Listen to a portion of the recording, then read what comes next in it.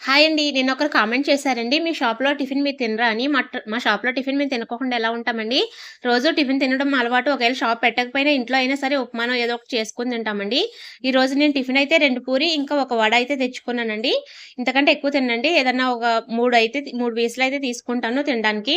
ఇడ్లీ గాని, వడ గాని ఒక పూరి అయితే కంపల్సరీ ఉంటుందండి. లేదంటే ఒక దోస అయినా వేసుకుంటాను. ఇవాళైతే గిరాకు కొంచెం తక్కువనే ఉందండి. నిన్న సండే కదా! గిరాకీ బావుంది. ఈరోజు అంత గిరాకీ లేదు. గిరాకీ ఎలాగో లేదు కదా! ఖాళీగా ఉన్నాను కదా అనేసి టిఫిన్ అయితే తెచ్చుకొని తినేస్తున్నానండి.